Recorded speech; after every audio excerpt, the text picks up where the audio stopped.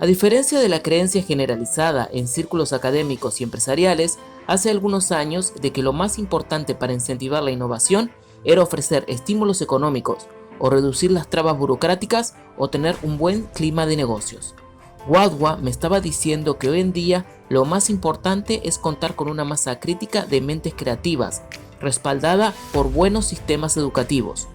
Y según me aseguraba, había visto un potencial enorme de talento creativo en Ciudad de México, Sao Paulo, Buenos Aires, Bogotá, Santiago de Chile y varias ciudades latinoamericanas, donde existen enclaves de artistas, inventores y emprendedores, lo que antes se llamaban barrios bohemios, que quizás sin saberlo tienen mucho en común con la mentalidad de California.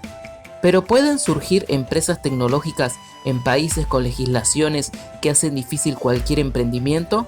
No hay duda de que un mal clima de negocios, burocracias infernales y la corrupción son grandes trabas. Es difícil crear una empresa innovadora en Venezuela, donde según los estudios del Banco Mundial, de los que hablábamos en el prólogo, hacen falta 17 trámites legales para registrar una nueva empresa, o en Argentina, donde se requieren 14, o en Brasil y Colombia, donde hacen falta 13 y que por lo general tardan varios meses en completarse. Y es difícil crear una empresa de alto riesgo comercial, como son casi todas las de alta tecnología, en naciones con leyes que no toleran el fracaso y condenan a los empresarios a que deben cerrar o reestructurar alguna de sus empresas a muchos años de ostracismo y de ruina económica, como señalan esos mismos estudios del Banco Mundial. Sin embargo, la experiencia de Silicon Valley y las más recientes investigaciones de los estudios de la innovación muestran que las concentraciones de mentes creativas son de lejos el principal motor de la creatividad colectiva y un factor aún más importante que el entorno económico.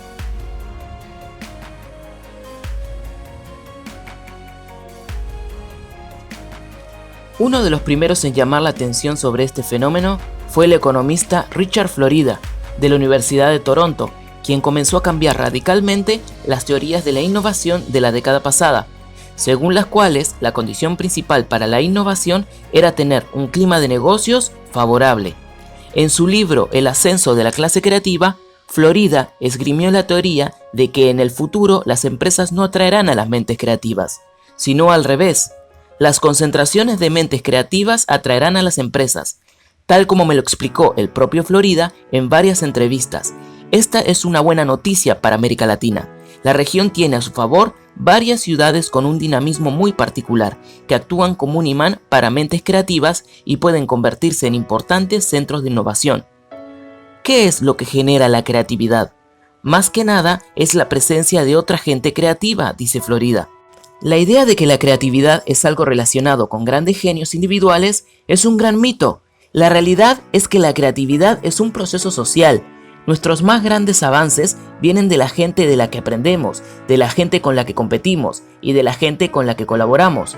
Y las ciudades son verdaderas fuentes de creatividad. Siempre fue así. La Atenas de los clásicos, la Florencia del Renacimiento, la Viena y el París de finales del siglo XXI, la Nueva York después de la Segunda Guerra Mundial, todas ellas experimentaron un increíble florecimiento de la genialidad en varios terrenos, en buena medida por su condición de ciudades, gracias a la diversidad de su población, sus nutridas redes sociales, sus espacios públicos donde la gente podía reunirse espontáneamente e intercambiar ideas, pudieron generar nuevas ideas, y con sus infraestructuras financieras, organizativas y comerciales, pudieron convertir esas ideas en realidad.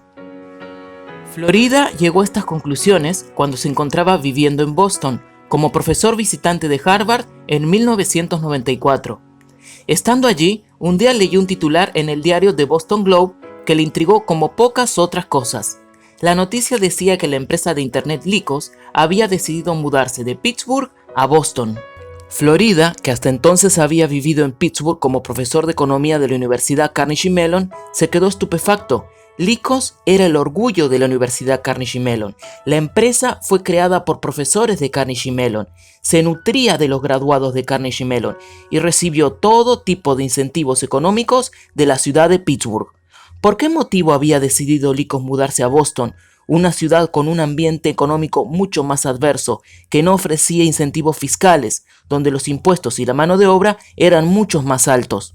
La noticia me hizo dar cuenta de que todo lo que yo quería saber sobre la innovación estaba mal y me hizo cambiar radicalmente mi forma de pensar, recuerda Florida. El profesor se puso a investigar el tema. De regreso a Pittsburgh para dar una temporada de clases, allí le preguntó a sus alumnos de la maestría de economía: ¿cuántos de ustedes piensan quedarse en Pittsburgh una vez que se gradúen? No hubo un solo estudiante que levantara la mano, recuerda Florida. Y cuando les pregunté a dónde pensaban mudarse, las respuestas fueron todas iguales. Quiero vivir en algún lugar que tenga energía, o quiero vivir en algún lugar vibrante, o quiero vivir en una ciudad que tenga onda. Y me dije a mí mismo: wow, aquí hay algo que tengo que investigar. El profesor comenzó a estudiar el movimiento de las empresas de punta y descubrió que el caso de Lycos no era una excepción. Las empresas estaban migrando hacia lugares con mentes creativas. Lycos se había mudado a Boston por un solo motivo: para tener acceso a una fuente permanente de gente innovadora, no solo para el lado tecnológico de la empresa, sino para sus operaciones de marketing, desarrollo de negocios y todo tipo de funciones. Y esa gente estaba en Boston, afirma Florida. ¿Y dónde se congrega la gente creativa?, se preguntó Florida. La respuesta que encontró es que no siempre las mentes innovadoras se congregan alrededor de las mejores universidades ni de las grandes empresas. Tras estudiar el caso de Silicon Valley, concluyó que los innovadores tienden a juntarse en lugares que les permiten trabajar fuera de las reglas de las corporaciones tradicionales, fuera de la burocracia, allí donde pueden controlar los medios de producción y donde les ofrecen capital de riesgo que sea capital y no deuda. Y, según me comentó en una entrevista, en los años siguientes encontró varios lugares prometedores en Latinoamérica.